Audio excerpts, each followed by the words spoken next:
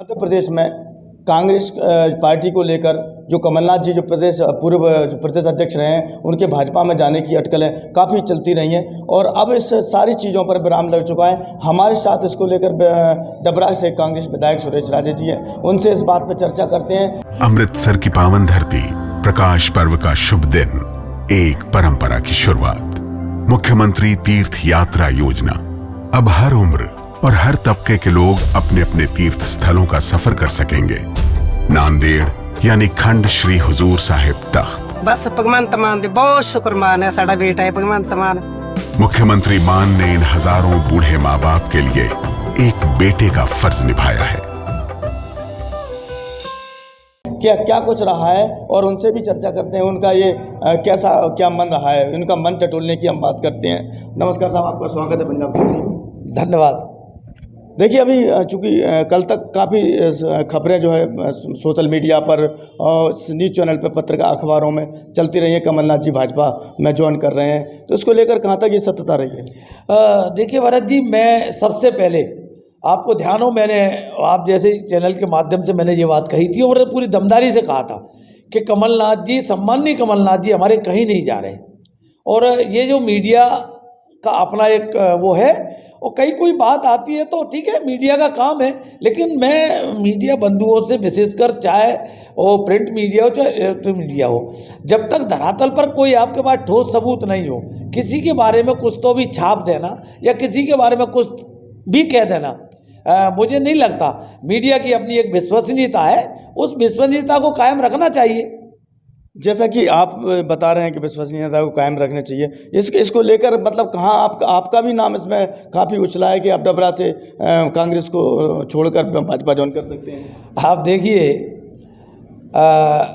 जहाँ तक मेरा नाम उछालने का सवाल है, बहुत अच्छा सवाल आपने किया है। जिस दिन से ये बात चली है और लगातार आप देख रहे होंगे, मैं 16 तारीख को डबरा आ गया भोपाल से, और 16 तारीख से जब से आप तक बात कर रहा हूँ, लगातार मैं प्रतिदिन अपने क्षेत्र भ्रमण पर हूँ हमेशा की तरह। और मेरे पास भी तमाम मीडिया बंधुओं ने पूछा, मैंने हर किसी को बेबाकी से वही बात कही कि पहले लोगों ने पूछा कमलनाथ जी जा रहे हैं, मैंने कहा सम्माननीय कमलनाथ जी कहीं नहीं जा रहे।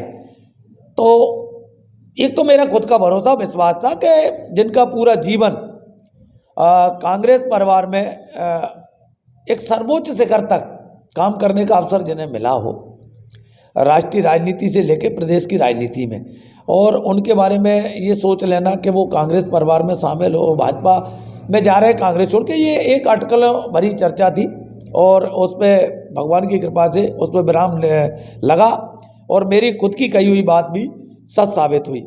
देखो, जैसा कि देखने में आ रहा है कि सत्ता सुख सबको भा रहा है, तो हो सकता है कमलनाथ जी को पुत्र मोह भा रहा हो कि वो हमारे जो लड़का है नकुल नाथ जी, वो कहीं ना कहीं सांसद हैं और सांसद होने के बाद भी सत्ता का सुख नहीं भोग पा रहे हैं। तो हो सकता है उनको इस बात को लेकर उनके लड़के जो नकुल नाथ जी हैं, उनके द्वारा ये प्रेरणा मिली हो कि भाजपा ज्वाइन कर लें तो हमें सत्ता सुख मिल सकता है, ऐसे कुछ रहा हो?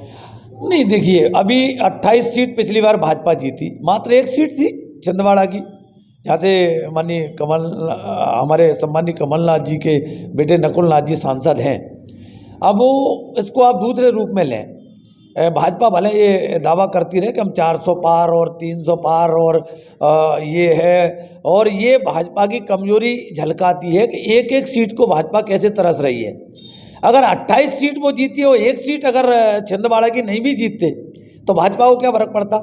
तो ये जो प्रयास हैं, ये भारतीय जनता पार्टी की ओर से, न कि कांग्रेस की ओर से। और जहाँ तक सत्ता सुख का सवाल है, तो सांसद बन जाना ही सत्ता सुख नहीं होगा। सत्ताधारी दल के क्या सारे सांसद सत्ता सुख भोग रहे हैं? क्या सारे सांसद मंत्री बन गए?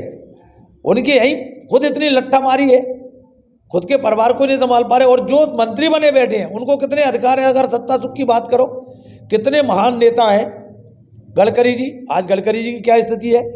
कितने महान नेता हैं जिनका पूरा जीवन आपके सामने, हमारे सामने है।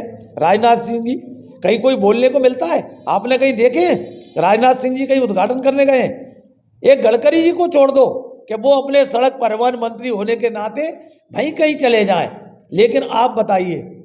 और बुरा मत मानना भाइयों, मैं आपके माध्यम से पूछना चाहता हूँ, जिस शिवराज जी के नाम पे चौथी बार प्रदेश में वो बहुमत लेकर आए, वो शिवराज जी कहाँ हैं? तो इसकी क्या गारंटी है? ये कहना भी ठीक नहीं है कि वो सत्ता सुख के लिए या सत्ता भोगने के लिए नकुलनाथ जी को सेट करना चाहते हैं। नकुलनाथ जी अपने आप में सेट है।